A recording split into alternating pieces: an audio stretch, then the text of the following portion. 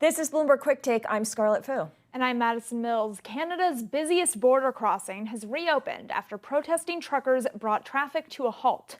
The so-called Freedom Convoy that started as a movement in Ottawa against vaccine requirements back in January has since made its way to the Detroit-Windsor border, using the Ambassador Bridge as its target. The land crossing is a crucial artery for auto parts suppliers and manufacturers. The blockades represent a dramatic escalation in the protests. In an address to Parliament, Canadian Prime Minister Justin Trudeau warned the demonstrators that they threaten to hobble the economy and undermine democracy. Bruce Heyman is the former U.S. ambassador to Canada and joins us now to discuss. Bruce, I want to start with Justin Trudeau because he seems to be keeping a pretty low profile. We know that he has COVID and so he's self-isolating, but why is he not pushing back harder? Where is his just watch me moment the way that his father had in the 1970s? So first of all, I think the speech he gave last night was probably one of the best I've ever heard him give. Passionate, clear, both, high IQ, but also EQ in terms of understanding the complexity of the situation. It's a difficult thread to go through that needle. When you promote democracy, you have the right to protest and you have the right to complain to your government, which we in democracies have. And then that right gets taken over by radicalized folks and funds that potentially come in from overseas and another political party pushing from the US, pushing in to injecting itself. I think it's, you've got to navigate this carefully. And what happens is that there's a mayor who has to deal with the city, there's the premier that has to deal with the province, and then the federal government has to deal with it at the federal level.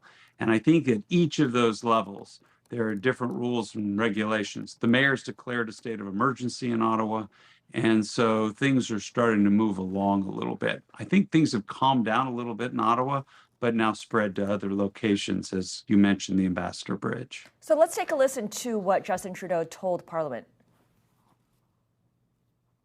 The people of Ottawa don't deserve to be harassed in their own neighborhoods. They don't deserve to be confronted with the inherent violence of a swastika flying on a street corner, or a Confederate flag, or the insults and jeers just because they're wearing a mask. That's not who Canadians are. That's not what Canadians demonstrated over the past 2 years. You mentioned that he showed a lot of EQ and IQ in that moment. Help us understand the complexities that he is dealing with right now. How deep does this destabilization go in Canada right now? So it's the tyranny of the few. And so if you think about this, when they required vaccinations for truckers going cross-border, I think they're operating with something like 90% of the truckers are fully vaccinated. And so you now operate with 10% of the population of truckers. But with the momentum gained by political groups and funding, it wasn't just the truckers, it was these other groups that came in. And as the Prime Minister mentioned, waving Nazi flags, waving the Confederate flag, even people demonstrating wearing the Star of David, the yellow Star of David, which was, as we all know, the symbol used by Nazi Germany before the extermination of many Jews.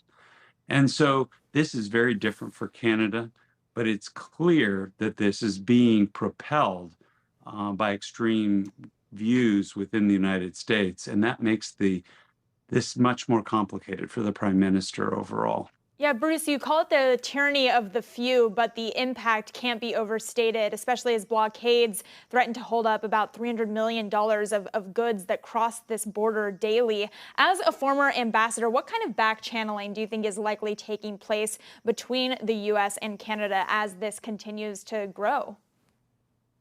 So we need to understand something. There's no larger trading partner that we have that is more complicated, that is far-reaching than Canada, and many critical components and parts that we use to manufacture our autos, but also medical equipment and drugs. And for many Canadians, it's food coming from the US, from our farmers up to Canada for food during the middle of winter.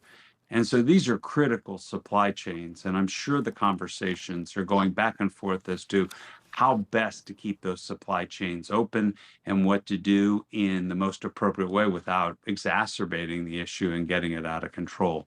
So I have no doubt those conversations are taking place, and they're behind the scenes doing the kinds of things that hopeful will bring an end to this sooner rather than later. But it is very complicated and not without some risks. Yeah, it makes me wonder as we especially start to see copycat protests around the world in, Australia and New Zealand. Is the debate over COVID restrictions going to only continue globally? Is this going to be something that we start to see other nations struggling with?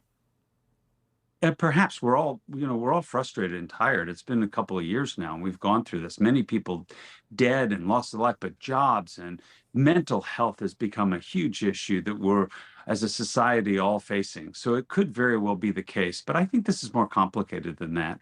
And I think in this particular case, they're using this vaccine mandate, which, the majority of Canadians are, approving of and have had, that they're using this to gather momentum for other causes and make things very difficult.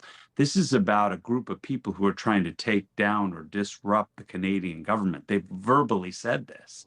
And in the process, the conservative leader lost his job this last week. And so I think that there are players here who are trying to disrupt the way of the Canadian government, or at least challenge it and stress it quite a bit. And so this is more than vaccines.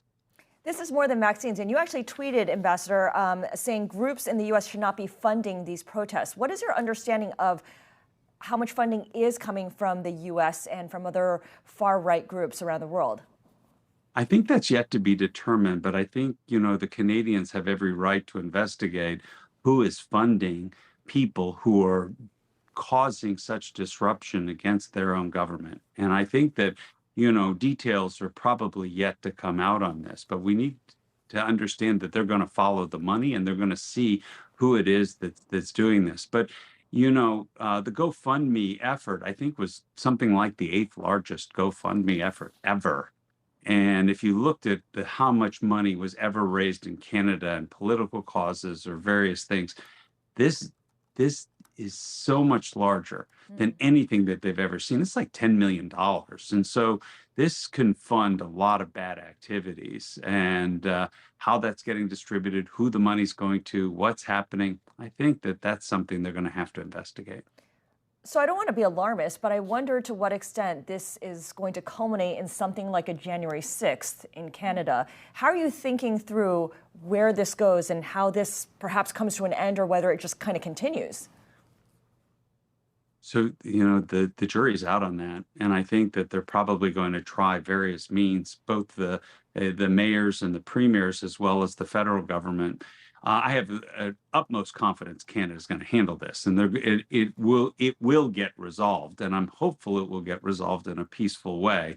But they have the resources and the ability to do it. They're giving them some space now, but the amount of time that they're going to have is quickly, the sand is going through the hourglass. And I think there will be consequences for all of these actions if people are, disrupting supply lines. People can't get to the medical facilities. Drugs can't pass. The food getting held up. This can't happen, and they can't allow this to go on for much longer. Do you think the military gets called in at any point? Because I know Trudeau said that he was against sending in troops, but at some point, is that going to be the only option?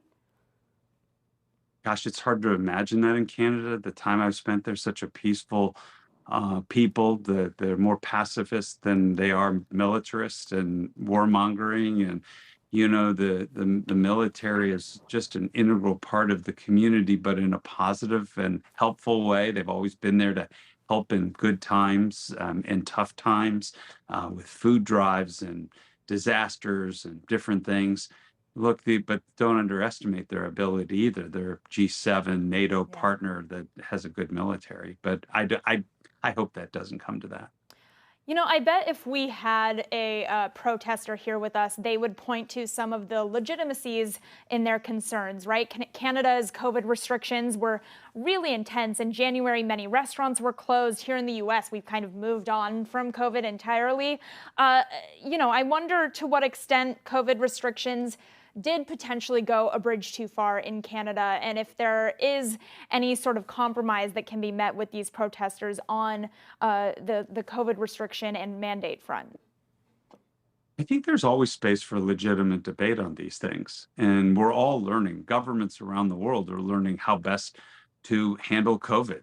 Whether you looked at China, where they have a zero COVID policy and everything gets locked down, and if just a few people have it, then they get taken away and put in quarantine for a very long time, to how other countries are handling in the US and Canada. And I think that the difference is that there's right to fair debate on these things.